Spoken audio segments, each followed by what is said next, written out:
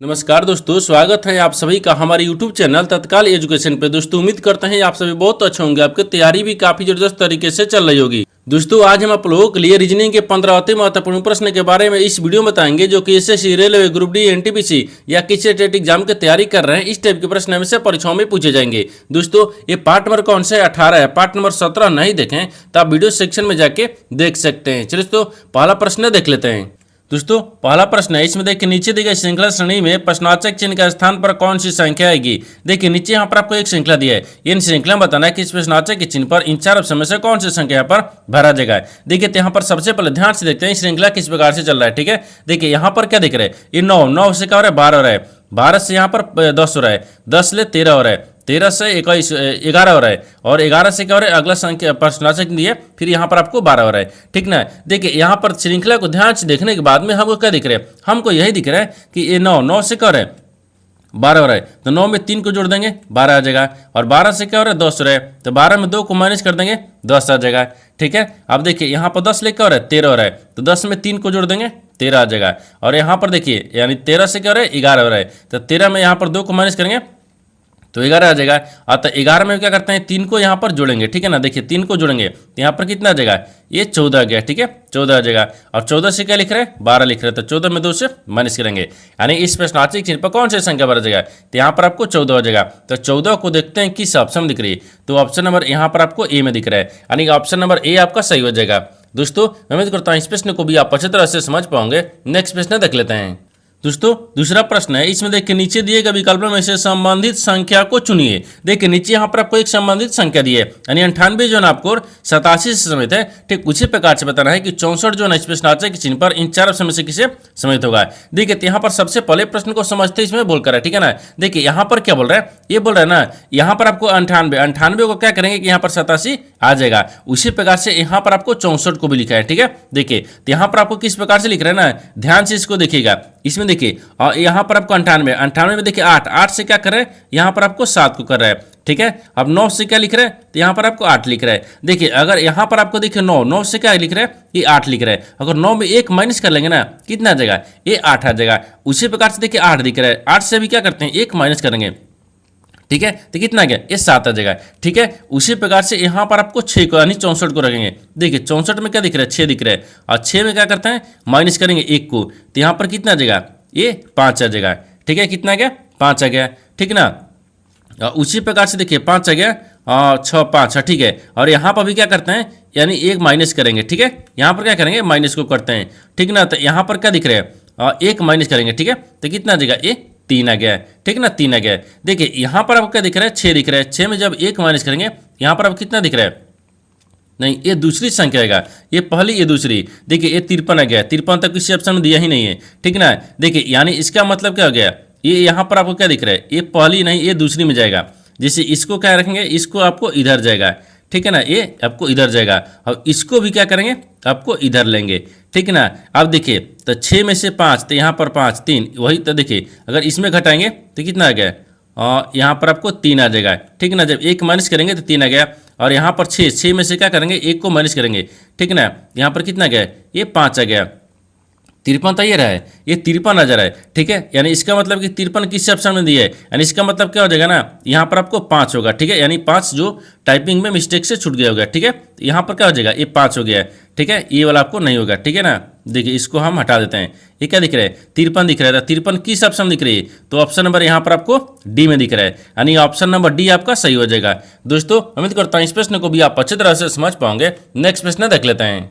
दोस्तों तीसरा प्रश्न है, इसमें यानी गौरव अपनी कक्षा में ऊपर से 13वें स्थान पर और नीचे से 33वें स्थान पर हैं, तो कक्षा में कितने विद्यार्थी हैं आपको इसी को बताना है। देखिए यहाँ पर सबसे पहले प्रश्न को समझते इसमें बोलकर, ठीक है ना, देखिए यहाँ पर क्या बोल रहा है, ये बोल रहा है कि गौरव है, गौरव अपनी कक्षा में क्या है, ऊपर से 13वें स्थान पर है, नीचे से क्या है, 33वें स्थान पर है, तो उसकी कक्षा में कुल कितने विद्यार्थी हैं आपको इसी को बताना है। देखिए तो यहाँ पर क्या करिएगा, वीडियो को रोककर खुद अपने आप से बनाने की कोशिश करिएगा, और 15 प्रश्न में से अपने कितने प्रश्न सही के हैं वीडियो को लास्ट में कमेंट में जरूर बताइएगा। और इस चैनल पर पहली बार आए तो चैनल को सब्सक्राइब कर बेल आइकन घंटी को प्रेस जरूर कर लीजिए, क्योंकि सबसे पहले इस तरह क्लास आपको मिलता रहे। ठीक ना, देखिए यहाँ पर सबसे पहले ध्यान से देखते हैं, गौरव जो है ना, यहाँ पर क्या दिख रहा है, तो गौरव अपनी कक्षा में ऊपर से क्या दिख रहा है, 13वें स्थान पर, यहाँ पर 13वां रख लेंगे, ठीक है। और नीचे से क्या है, ये आपको 33वें स्थान पर है, ये 33वें स्थान पर हो जाएगा, ठीक है। अब रखिए कक्षा में कितने विद्यार्थी हैं, कितने विद्यार्थी या कुल विद्यार्थी दोनों पूछेगा ना, यानी इसका मतलब ये दोनों को जोड़ेंगे और -1 कर लेंगे, ठीक है ना। देखिए यहाँ पर आपको क्या करेंगे, दोनों को आप जोड़ते हैं, 3 3 कितना आ गया, 6 हो गया, और यहाँ पर कितना आ गया, ये 46 आ गया, ठीक है ना, 46 आ गया, क्योंकि देखिए 3 1 4 हो गया, 46 आ गया। अब 46 में से एक को माइनस कर लेंगे, कितना गया, ये 45 आ गया। तो आपसे वही पूछा था कि देखिए कक्षा में कितने विद्यार्थी थे, तो 45 को। तो 45 को देखते हैं किस ऑप्शन में दिख रही है, तो ऑप्शन नंबर सी में दिख रहा है, यानी ऑप्शन नंबर सी आपका सही हो जाएगा। दोस्तों उम्मीद करता हूँ इस प्रश्न को भी आप अच्छी तरह से समझ पाओगे। नेक्स्ट प्रश्न देख लेते हैं। दोस्तों 4 नंबर प्रश्न है, इसमें देखिए एक निश्चित कुट भाषा में यानी SKE को क्या लिख रहा है, 51,324 के रूप में, और यहाँ पर ये देखिए ASKEW को यहाँ पर 47,315 के रूप में कूटबद्ध किया जाता है। तो दी गई कूट भाषा में W के लिए कूट क्या होगा, आपको इसी को बताना है। देखिए यहाँ पर सबसे पहले प्रश्न को समझते इसमें बोलकर, ठीक है ना। देखिए यहाँ पर क्या बोल रहा है, यहाँ पर ध्यान दीजिए, ये बोल रहा है कि एक निश्चित कूट भाषा दी है, ठीक है ना, जिसमें देखिए स्केट लिख रहा है। स्केट को क्या लिख रहा है, यानी देखिए 51,324 के रूप में लिखा जाता है। उसी कुट भाषा में देखिए SKU को क्या लिख रहा है, देखिए यहाँ पर आपको 47,315 के रूप में कूटबद्ध किया जाता है। उसी भाषा में यानी उसी दी गई कुट भाषा में बताना है कि W को कैसे लिखा जाएगा। तो सबसे पहले देखिए यहाँ पर लिखते हैं एस, यानी स्केट, यानी स्केट हो गया, ठीक है ना। स्केट को क्या लिख रहा है, तो देखिए 51,324 लिख रहा है, ठीक है। अब उसी कुट भाषा में देखिए यानी ASK, ठीक है ना, EW, यानी ठीक है, इसको क्या लिख रहे हैं, तो 47,315 लिख रहे हैं। उसी कुट भाषा में बताना है कि यहाँ पर W को कैसे लिखा जाएगा। देखिए इस तरह के प्रश्न में क्या होता है, या इस तरह के सवाल में देखिए ये आपको अक्षर दिख रहे हैं, इसमें कौन मिलाइए, ये संख्या दिख रहा है, इसमें भी आपको एक कौन मिलाइए, जो आपको कौन मिलेगा ना वही आपको आंसर होगा। जैसे में दोनों में कौन मिलाते हैं, देखिए एस ले मिल रहा है, इस मिल रहा है, ए मिल रहा है तो ए मिल रहा है, ई मिल रहा है तो ई मिल रहा है, और कहीं मिल रहा है, ई मिल रहा है, ई मिल रहा है, ठीक है ना। के कहाँ गया, हाँ के इसमें है, ठीक है ना। अब यहाँ पर आपको दिख रहा है ई मिल गया, तो यहाँ पर देखिए टी हो गया, और यहाँ पर आपको डब्ल्यू हो गया, ठीक है ना। अब यहाँ पर संख्या में मिलाते हैं, संख्या में देखिए 5 मिल रहा है तो 5 मिल रहा है, 1 मिल रहा है तो 1 मिल रहा है, 3 मिल रहा है तो 3 मिल रहा है, 4 मिल रहा है तो 4 मिल रहा है। देखिए इसमें आपको कॉमन 2 दिख रहा है, इसमें कॉमन आपको 7 दिख रहा है। लेकिन आपसे क्या पूछा है, W का पूछा है, तो W का यहाँ पर क्या दिख रहा है, तो W को देखिए यहाँ पर 7 आ गया है, तो W को यहाँ पर 7 हो जाएगा, ठीक है ना। अगर वही हमसे पूछता टी का, तो टी का देखिए 2 होता है, लेकिन हमको तो W का पूछा है, तो W को 7 हो गया। तो 7 को देखते हैं किस ऑप्शन दिख रही है, तो ऑप्शन नंबर यहाँ पर आपको डी में दिख रहा है, यानी ऑप्शन नंबर डी आपका सही हो जाएगा। दोस्तों मैं उम्मीद करता हूँ इस प्रश्न को भी आप अच्छी तरह से समझ पाओगे। नेक्स्ट प्रश्न देख लेते हैं। दोस्तों 5 नंबर प्रश्न है, इसमें देखिए GB15 का संबंध एक निश्चित तरीके से यानी LF12 से है, ठीक है, यानी उसी प्रकार से M यानी H20 का संबंध यानी RL से है, यानी RL17 से है। तो समान देखिए समान तर्क का अनुसरण करते हुए यानी PK26 का संबंध निम्नलिखित में से किसी से है, आपको इसी को बताना है। देखिए तो यहाँ पर सबसे पहले प्रश्न को समझते इसमें बोलकर है, ठीक है ना। देखिए यहाँ पर क्या बोल रहा है, ये बोल रहा है कि देखिए GB15 जो है ना, यहाँ पर आपको ये देखिए का संबंध एक निश्चित तरीके से यानी ये देखिए LF12 से संबंधित है, ठीक है ना। उसी प्रकार से देखिए यहाँ पर आपको H और 20 देखिए M और H दिया ना, उसको 20 देखिए यहाँ पर 20 है यानी RL से संबंधित है, ठीक है ना। उसी प्रकार से समान तर्क रखते हुए यानी P के छवि जो है ना, ये बताना है कि इन 4 ऑप्शन में से किसी से संबंधित होगा, आपको इसी को बताना है। देखिए इसको बनाने के लिए सबसे आसान तरीका क्या होता है ना, देखिए यहाँ पर आपको GB15 लिख रहे हैं, यहाँ पर क्या करता है ना, लिख लेते हैं देखिए यानी G और B, ठीक है ना, ये 15 दिख रहा है, ठीक है। इसको किससे संबंधित है, देखिए LF है, तो LF है और यहाँ पर आपको 12 से संबंधित है, ठीक है।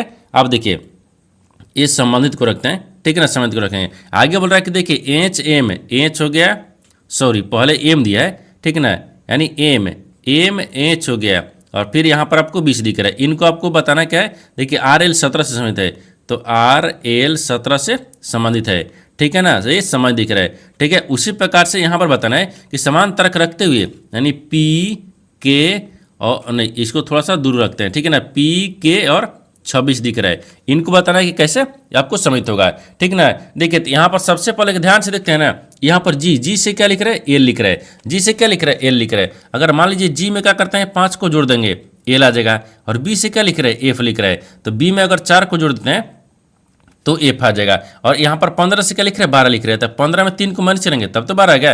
ठीक है, उसी प्रकार से देखिए एम से क्या लिख रहे हैं, आर लिख रहे हैं, तो एम में अगर 5 को जोड़ देंगे तो आर आ गया। और यहाँ पर एच ले क्या लिख रहे हैं, एल लिख रहे हैं, तो एच में अगर 4 को क्या करते हैं, जोड़ देते हैं तो एल आ जाएगा। अब देखिए यहाँ पर आपको 20 ले क्या लिख रहे हैं, 17 लिख रहे हैं, तो -3 कर रहा है। ठीक है ना, तो उसी प्रकार से देखिए 26 दिख रहा है, तो 26 में क्या करते हैं, 3 को माइनस करेंगे, ये तो आपको ध्यान में आ रहा है। ये 23 आ गया, तो 23 देखिए लास्ट में कितने में दिया है, इसमें नहीं दिया है, इसमें नहीं दिया है, यानी 2 गो में दिया है। ठीक है, अब आगे चलते हैं। अब जैसे पी हो गया, अब पी में क्या करते हैं, 5 को जोड़ देंगे, जब पी में 5 को जोड़ देंगे तो यहाँ पर यू आता है। और के दिख रहा है, के में भी क्या करते हैं, 4 को जोड़ देंगे तो यहाँ पर आपको क्या आ जाएगा, ओ आ जाएगा। देखिए तो यहाँ पर आपको वही पूछा है कि पी के और 26 जो है ना किससे समित होगा, तो यू ओ यानी 23, यू ओ 23 को देखिए किस ऑप्शन दिया है, यानी U O 23 option number B में दिख रहा है, यानी ऑप्शन नंबर बी आपका सही हो जाएगा। दोस्तों उम्मीद करता हूँ इस प्रश्न को भी आप अच्छी तरह से समझ पाओगे। नेक्स्ट प्रश्न देख लेते हैं। दोस्तों 6 नंबर प्रश्न है, इसमें देखिए दी गई संख्या श्रृंखला का संभर लीजिए तथा दिए गए प्रश्न का उत्तर दीजिए, यानी गिनती केवल बाएं से दाएं की जानी चाहिए। ठीक है, यानी सभी संख्याएं एकल अंकीय संख्या हैं। बोल रहा है कि देखिए बाएं से दाएं यहाँ पर आपको एक संख्या लिखा है, इन श्रृंखला में आपको बताना है क्या है। सवाल देखिए यहाँ से पूछा है, यानी पूछ रहा है कि ऐसे कितनी सम संख्याएं हैं जिनमें से प्रत्येक के ठीक पहले एक विषम संख्या और ठीक बाद एक सम संख्या आती हैं। देखिए यहाँ पर सबसे पहले प्रश्न को समझते इसमें बोल कर है। ठीक है ना, देखिए यहाँ पर क्या बोल रहा है, ये बोल रहा है कि नीचे दी गई, बोल रहा है कि देखिए दी गई संख्या दी गई संख्या श्रृंखला का संदर्भ लीजिए तथा यानी नीचे दिए गए प्रश्न का उत्तर दीजिए और गिनती केवल बाएं से दाएं की जानी चाहिए और सभी जो संख्या एकल अंकीय संख्या है। यहाँ पर आपको देखिए श्रृंखला दे दिया है। देखिए सवाल आपको यहाँ से पूछा ना कि ऐसे कितनी सम संख्या हैं, तो यहाँ पर क्या रखते हैं, सम संख्या को रखेंगे। ठीक है, ये सम संख्या, ठीक है ना, सम संख्या दिख रहा है, इसमें सम संख्या हो गया। ठीक है, और जिनमें से प्रत्येक के ठीक पहले एक विषम संख्या, यहाँ पर विषम रखते हैं। ठीक है ना, ये विषम ये संख्या दिख रहा है। ठीक है, विषम संख्या हो गया। अब आगे देखिए, आगे बोल रहा है कि और ठीक बाद एक असम संख्या आती हैं, यानी बाद में क्या देखे, सम संख्या आती है, सम संख्या को रखेंगे। ठीक है, ये सम संख्या आती है। देखिए यानी इसका कहने का मतलब हो गया कि इन श्रृंखला में आपको बताना है, ठीक है ना, इस श्रृंखला में आपको बताना है कैसे कितने सम संख्या हैं जिनके पहले एक विषम संख्या और जिनके बाद एक सम संख्या आती है। तो सबसे पहले क्या करेंगे, यहाँ पर आपको सम संख्या को ढूंढेंगे जिसके पहले आपको एक विषम संख्या होना चाहिए। देखिए यहाँ पर आपको देखिए इस सम संख्या दिख रहा है, इसके पहले एक विषम संख्या, फिर इसके बाद में सम संख्या, एक दिख गया। ठीक है ना, अब और देखिए आगे इसमें क्या दिख रहा है, हाँ देखिए एक क्या दिख रहा है, 4 क्या दिख रहा है, सम संख्या है, इसके पहले भी विषम संख्या, इसके बाद भी सम संख्या है। ठीक है ना, यहाँ पर आपको 2 दिख गया है। ठीक है, और कहीं दिख रहा है इसमें सम संख्या विषम संख्या, हाँ ठीक है। देखिए ये आपको देखिए 8 क्या दिख रहा है, सम संख्या दिख रहा है, इसके पहले एक विषम संख्या, इसके बाद में एक सम संख्या दिख रहा है, 3 को दिख रहा है। और इसमें कहीं दिख रहा है सम संख्या विषम नहीं दिख रहा है, यानी इसमें नहीं दिख रहा है, यानी 1 2 3, यानी 3 ऐसी सम संख्या है जिनके पहले विषम संख्या है, जिनके बाद सम संख्या है। तो 3 आ गया है, तो 3 को देखिए किस ऑप्शन दिख रहे हैं, तो ऑप्शन नंबर यहाँ पर आपको सी में दिख रहा है, यानी ऑप्शन नंबर सी आपका सही हो जाएगा। दोस्तों मैं उम्मीद करता हूँ इस प्रश्न को भी आप अच्छी तरह से समझ पाओगे। नेक्स्ट प्रश्न देख लेते हैं। दोस्तों 7वां प्रश्न है, इसमें देखिए नीचे दिए गए विकल्पों में से संबंधित शब्द को चुनिए। देखिए नीचे यहाँ पर आपको एक संबंधित शब्द दिया है, यानी देखिए रंगमंच जो है ना मनोरंजन से समित है। ठीक उसी प्रकार से बताना है कि मंदिर जो है ना इस प्रश्नार्थक चिन्ह पर इन 4 ऑप्शन में से किसे समित होगा। देखिए यहाँ पर सबसे पहले प्रश्न को समझते इसमें बोल कर आए। ठीक ना, देखिए यहाँ पर रंगमंच में क्या होता है, ये मनोरंजन होता है, जिसे यहाँ पर लिखते हैं होता है। ठीक है ना, होता है। देखिए रंगमंच पे यहाँ पर मनोरंजन होता है, उसी प्रकार से मंदिर में क्या होता है, रहना थोड़ा होता है, ये पूजा होता है। तो मंदिर में क्या होता है, यहाँ पर आपको पूजा को रख लेंगे। ठीक है ना, पूजा होता है, यहाँ पर होता है। जिस प्रकार से रंगमंच में मनोरंजन होता है उसी प्रकार से मंदिर में पूजा होता है। तो पूजा ऑप्शन नंबर बी में दिख रहा है, यानी ऑप्शन नंबर बी आपका सही हो जाएगा। दोस्तों उम्मीद करता हूँ इस प्रश्न को भी आप अच्छे तरह से समझ पाओगे। नेक्स्ट प्रश्न देख लेते हैं। दोस्तों 8वां प्रश्न है, इसमें देखिए ए बी सी डब्ल्यू, देखिए डी, ठीक है, डब्ल्यू एक्स और वाई उत्तर की ओर अभिमुख होकर एक सीधी पंक्ति में बैठे हैं, यानी डी के बाईं ओर केवल 3 व्यक्ति बैठे हैं, यानी सी के दाईं ओर केवल 1 व्यक्ति ए बैठा है। ठीक है, देखिए सी और बी के बीच में केवल 3 व्यक्ति बैठे हैं, यानी एक्स वाई के बाईं ओर किसी एक स्थान पर, लेकिन डब्ल्यू के दाईं ओर किसी एक स्थान पर बैठा है। ठीक है, डब्ल्यू और वाई के बीच कितने व्यक्ति बैठे हैं आपको इसी को बताना है। देखिए यहाँ पर सबसे पहले प्रश्न को समझते हैं इसमें बोलकर। ठीक है ना, देखिए यहाँ पर क्या बोल रहा है, ये बोल रहा है कि देखिए यहाँ पर आपको क्या दिख रहा है, यानी ए बी सी डी। ठीक है ना। WXY यानी उत्तर की ओर अभिमुख होकर एक पंक्ति सीधी में बैठे हुए हैं। यानी इसके कहने का मतलब कि एक पंक्ति सीधा दिया है जो उत्तर की तरफ मुंह करके बैठे हुए। देखिए बोल रहा है अभिमुख होकर बैठे हुए, यानी 1 2 3 4 5 6 7 आदमी है, क्योंकि देखिए 4 हो गया और 3 इधर आ गया, 7 आ गया। 7 व्यक्ति जो उत्तर की तरफ मुंह करके बैठे हुए, ठीक है। देखिए इधर क्या होता है, ये बाएं होता है, ठीक है ना। इधर क्या होता है, ये दाहिने होता है। अब आगे देखिए सवाल यहाँ से पूछ रहे हैं ना कि डी के बाईं ओर केवल 3 व्यक्ति बैठे हैं, यानी डी के बाईं ओर केवल 3 व्यक्ति बैठे हैं। तो डी के बाईं ओर, तो डी को यहाँ पर रखते हैं, इसके बाईं ओर कितने व्यक्ति, 3 व्यक्ति। देखिए 3 व्यक्ति बैठे हुए। आगे बोल रहा है कि सी के दाईं ओर केवल 1 व्यक्ति बैठा है, यानी सी के दाईं ओर केवल ए बैठा है, ठीक है ना। तो सी के दाईं ओर, तो सी को यहाँ पर रखते हैं, इसके दाहिनी ओर कौन बैठा है, ए बैठा है, ठीक है। आगे बोल रहा है कि सी और बी के बीच में 3 व्यक्ति बैठे हैं, तो सी और बी के बीच में, तो सी तो हो ही गया, तो यहाँ पर बी रखते हैं। इन दोनों के बीच में कितने, 3 व्यक्ति, नहीं 2 ही व्यक्ति बैठ रहा है, यहाँ पर नहीं होगा, यानी बी को यहाँ पर हो जाएगा, ठीक ना। 3 व्यक्ति, देखिए बी को और सी के बीच में 3 व्यक्ति बैठ गया, 3 व्यक्ति, हाँ 3 व्यक्ति बैठ गए, ठीक ना। अब आगे देखिए, आगे बोल रहा है कि WX देनी, डब्ल्यू जो है एक्स है, जो है ना एक्स है, और वाई के बाईं ओर किसी एक स्थान पर, लेकिन डब्ल्यू के दाईं ओर किसी एक स्थान पर बैठा है। यानी एक्स बोल रहा है कि यहाँ पर एक्स जो है ना, एक्स वाई के बाईं ओर, तो वाई के बाईं ओर, तो वाई को कहाँ रखते हैं, ये वाई को यहाँ पर रखते हैं, ठीक है ना। वाई के यहाँ पर रखें, यानी वाई के बाईं ओर जो यहाँ पर एक्स है, एक्स, तो एक्स को कहाँ रखते हैं, यहाँ पर रखते हैं, एक्स रखेंगे यहाँ पर, यानी डब्ल्यू के बाईं ओर हो गया है, ठीक है। डब्ल्यू के बाईं ओर किसी एक स्थान पर बैठा है, लेकिन डब्ल्यू के दाईं ओर किसी एक स्थान पर, तो डब्ल्यू को दाहिने, तो डब्ल्यू को यहाँ पर रखेंगे, डब्ल्यू के दाहिने किसी एक स्थान पर। वो देखिए यहाँ पर वाई के किसी एक स्थान पर बाएं से बैठा है, और डब्ल्यू को किसी एक स्थान पर दाहिने से बैठा है, एक्स बैठा है, ठीक है ना। तो बोल रहा है कि डब्ल्यू और वाई के बीच में कितने व्यक्ति बैठे हैं, तो डब्ल्यू और वाई के बीच में बताना है कितने व्यक्ति बैठे हुए हैं। देखिए ये आपको डब्ल्यू दिख रहा है और वाई दिख रहा है, इन दोनों के बीच में कितने व्यक्ति बैठे हैं, तो 1 2 3, यहाँ पर 3 व्यक्ति बैठे हैं, ठीक है ना। तो 3 व्यक्ति हो जाएगा। तो 3 व्यक्ति को देखते हैं किस ऑप्शन दिख रही है, तो ऑप्शन नंबर यहाँ पर आपको ए में दिख रहा है, यानी ऑप्शन नंबर ए आपका सही हो जाएगा। दोस्तों मैं उम्मीद करता हूँ इस प्रश्न को भी आप अच्छी तरह से समझ पाओगे। नेक्स्ट प्रश्न देख लेते हैं।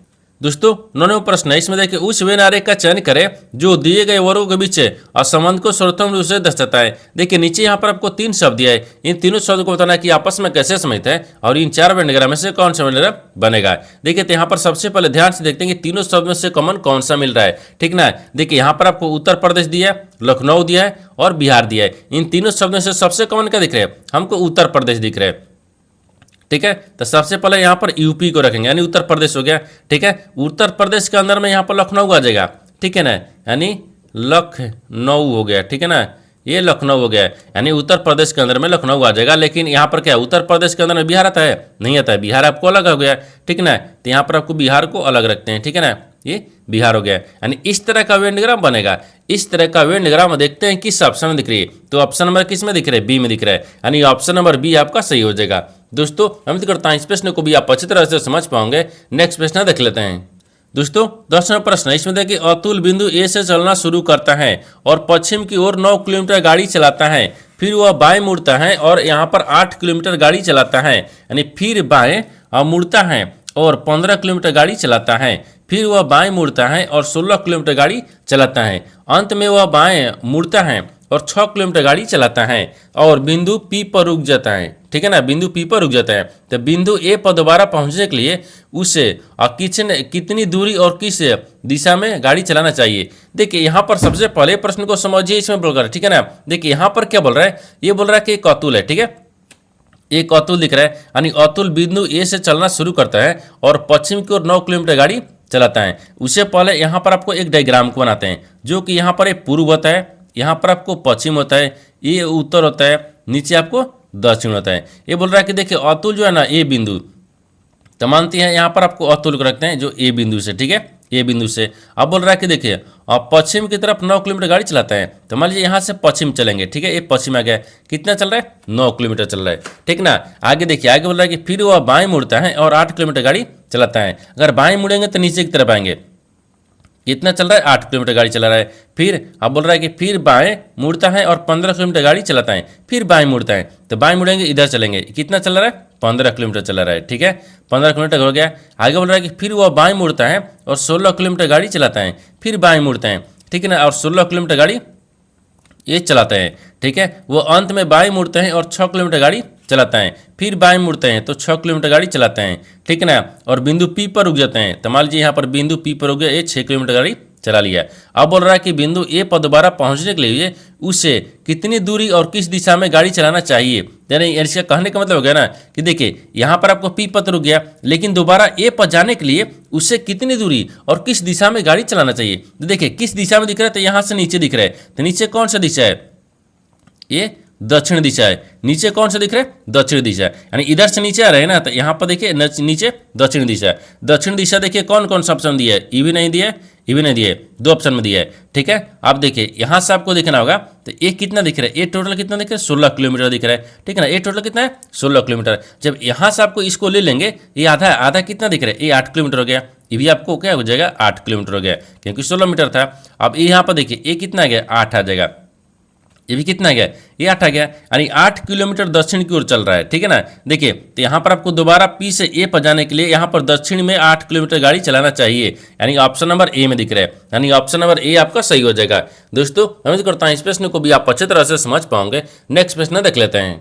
दोस्तों 11वां प्रश्न है, इसमें देखिए उस समुच्चय को चुनिए जिसमें संख्याएं ठीक उसी प्रकार से समाहित है जिस प्रकार निम्नलिखित समुच्चयों की संख्याएं संबंधित हैं। देखिए यहाँ पर सबसे पहले प्रश्न को समझिए, इसमें बोलकर है, ठीक ना। देखिए यहाँ पर बोल रहा है कि 2 आपको समुच्चय दिए, इन दोनों समुच्चय जिस प्रकार से आपस में समाहित है, ठीक है ना, उसी प्रकार से बताना है कि इन 4 ऑप्शन में से कौन सा एक समुच्चय है इन दोनों के जैसे आपको समाहित दिख रही है। तो सबसे पहले देखते हैं कि दोनों समुच्चय जो है ना वो आपस में कैसे समाहित आपको दिख रही है, ठीक है ना। देखिए 14 दिख रहा है, 98 दिख रहा है, 7 दिख रहा है, ठीक है ना। तो देखिए तो यहाँ पर आपको मान लीजिए 14 हो गया है, 14 में अगर 7 ले गुना करेंगे 14 7 98 होता है। देखिए ये बीच वाली संख्या आ गया है, यानी दोनों तरफ का क्या करेंगे, आपस में गुना करेंगे तो बीच वाली संख्या ज्ञात हो रहा है। उसी प्रकार से देखिए दूसरा में देखते हैं, 6 दिख रहा है, 36 दिख रहा है और 6 दिख रहा है। देखिए 6 गुने 6 रखेंगे तो कितना आ गया, ये 36 आ गया, ठीक है ना, यानी ई वाली भी संख्या ज्ञात हो गया। उसी प्रकार से देखिए अब ऑप्शन ए को देखते हैं। देखिए 5 को और 7 को, 7 5 35 होता है, ये तो 25 आ रहा है, नहीं हो रहा है, ठीक ना, ये नहीं हो रहा है। अगर बी को देखेंगे तो 8 6 कितना आता है,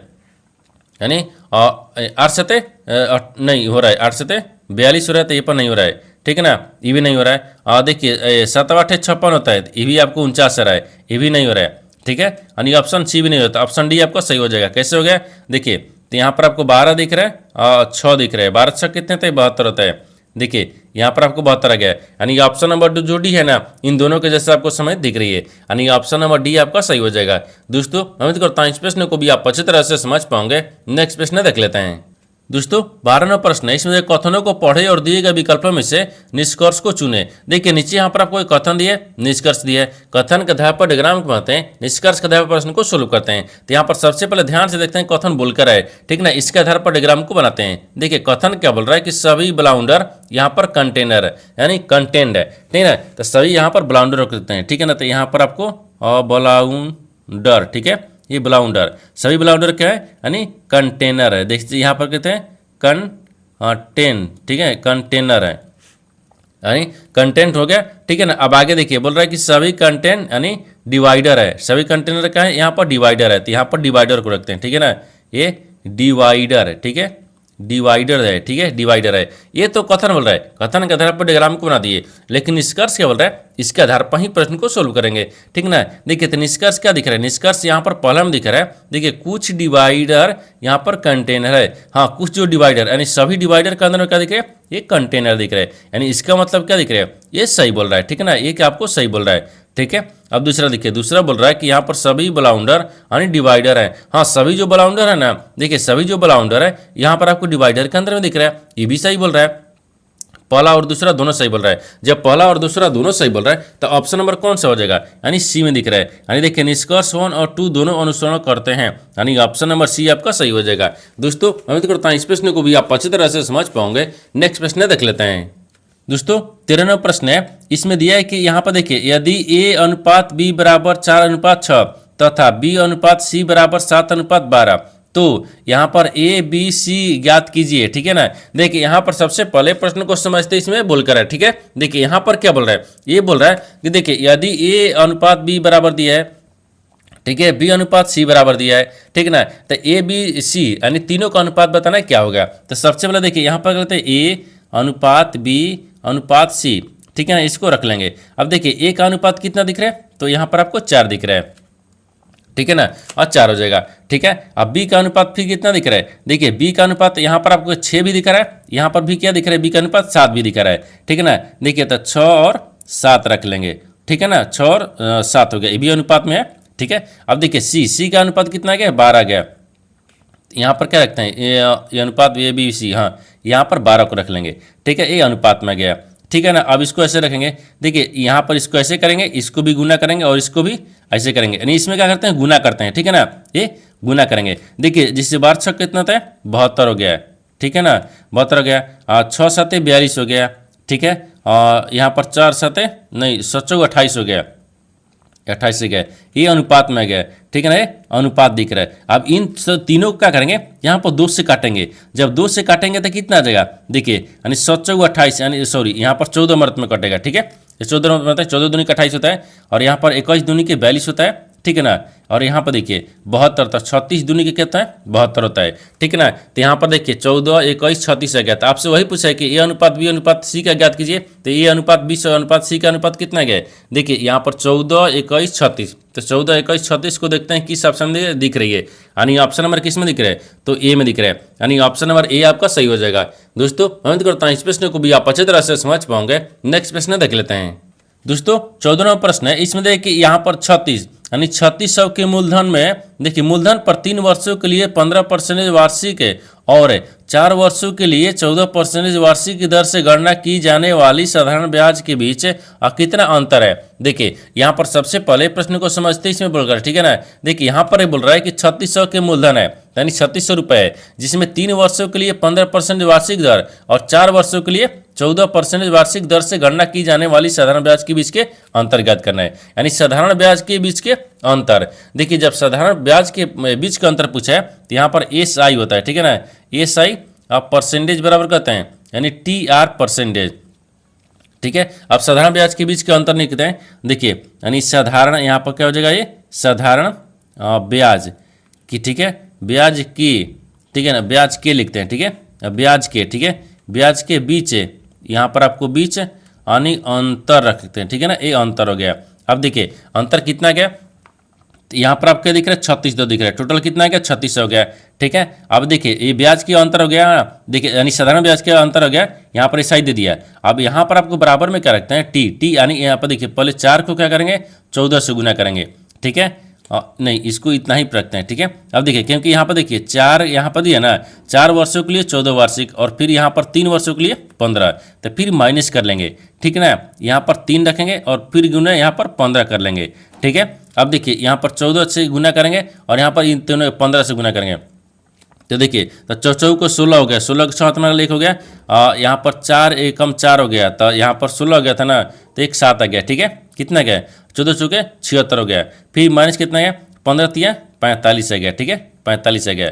अब यहाँ पर 45 आ गया, नहीं यहाँ पर 14 को 16 के 6 हाथ में 1 हो गया, ठीक है ना, 16 तो 1 बचा ना, यहाँ पर देखिए यहाँ पर 14 चौके 56 होता है ना, ये नहीं यहाँ पर आपको 14 चौके 56 हो गया, ठीक है ना, 14 चौके 56 इधर दिख रहा है और यहाँ पर 15 तिया 45 इधर दिख रहा है, तो कितना आ जाएगा, इसको माइनस करेंगे तो कितना गया, ये 11 आ जाएगा, ठीक है ना, ये 11 आ गया, ठीक है। अब एक स्टेप क्या करते हैं ना, इसको पहले बनाए हैं, ठीक है, 11 आ गया, लेकिन एक स्टेप फिर चलेंगे, जैसे कितना है कि 3600 आ गया, ठीक है, और 3600 यहाँ पर बराबर था तो बराबर के बाद में गुना कर लेंगे, ठीक है। अब यहाँ पर कितना आ गया 11 आ गया, इसका मान कितना आ गया, इन सब को सोल्व किए 11 आ गया, यानी 11% हो गया। जब 11% हो गया तो एक परसेंटेज में दिया है, अब इसको हम परसेंटेज के बराबर 100 रखते हैं, ठीक है ना, तो एक स्टेप और चलेगा, देखिए यहाँ पर आपको 3600 आ गया, नहीं तब परसेंटेज से परसेंटेज घटा लेंगे, इसमें कुछ करना नहीं था, ठीक है ना, 36, ठीक है ना, नहीं तो देखिए यहाँ पर कहता है ना 1% हो गया 100 हो गया, आइए 2 जीरो से काट देंगे तो कितना बचेगा, ये 3600 बचेगा, 3600 में 11 से गुना कर लेंगे,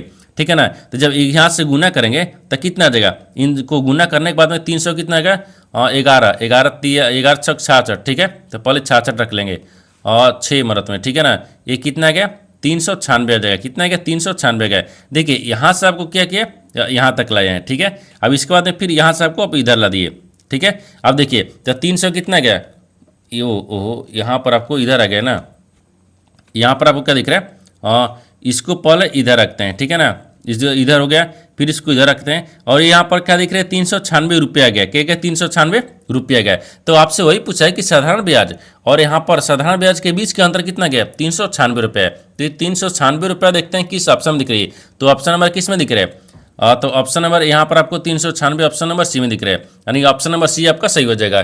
दोस्तों मैं उम्मीद करता हूँ इस प्रश्न को भी आप अच्छी तरह से समझ पाओगे। नेक्स्ट प्रश्न देख लेते हैं।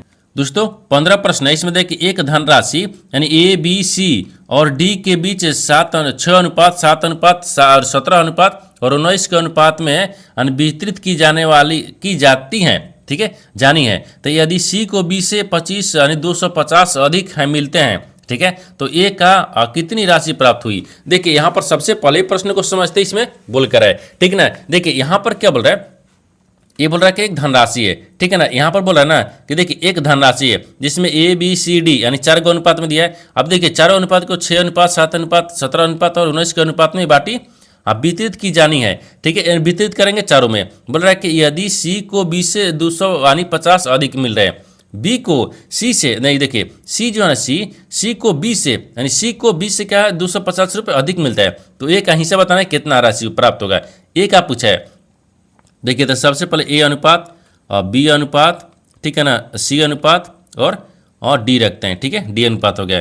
इनको अनुपात में दे दिया है। देखिए यहाँ पर आपको 7 हो गया, फिर यहाँ पर 17 दिख रहा है, ठीक है ना, और यहाँ पर आपको 19 दिख रहा है। ये सब क्या दिख रहा है, अनुपात में दिख रहा है। अब इनको बताना क्या है, देखिए यानी बी को, देखिए सी को बी से यहाँ पर 50 200 यानी 50 अधिक मिल रही है, ठीक है। बी को देखिए यहाँ पर पूछा है कि सी को बी से, तो देखिए बी को सी से, तो यहाँ पर सी का मान कितना दिया 17, ठीक है। 17 को यहाँ पर आपको 7 से माइनस करेंगे क्योंकि यहाँ पर अधिक मिल रहा है, ठीक है ना, इनको अधिक मिल रहा है, ठीक है। और बराबर कितना करेंगे, थोड़ा सा छोटा लिखना चाहिए था हमको, ठीक है ना। देखिए यहाँ पर थोड़ा सा छोटा करेंगे क्योंकि देखिए यानी सी को बी से, तो सी कितना दिख रहा है, सी का मान 17 दिख रहा है और 17 में क्या करेंगे 7 को माइनस कर लेंगे, ठीक है ना। तो ये कितना बचेगा 250 हमको अधिक मिल रहा है, ठीक है ना। तो घटाएंगे तो कितना हो गया 10 हो गया, 10 हो गया, 10 बराबर कितना दिख रहा है 200, ये 50 दिख रहा है, ठीक है ना। तो यहाँ पर अगर 1 यूनिट बराबर रखेंगे तो 25 आ जाएगा।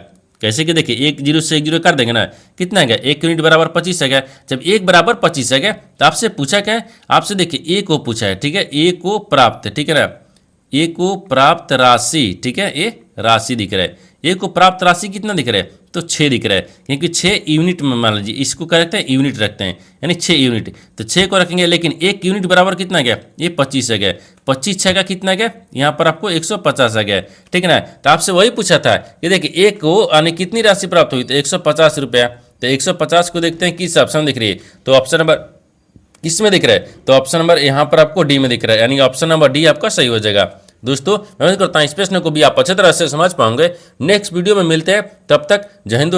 दोस्तों इस चैनल पर पहली बार आए तो चैनल को सब्सक्राइब कर बेल आइकन घंटी को प्रेस जरूर कर लीजिए क्योंकि सबसे पहले इस तरह क्लास आपको मिलता रहे। और इन सारे प्रश्न का PDF आपको टेलीग्राम पर मिल जाएगा, जो कि इस वीडियो को डिस्क्रिप्शन में लिंक दिया गया है।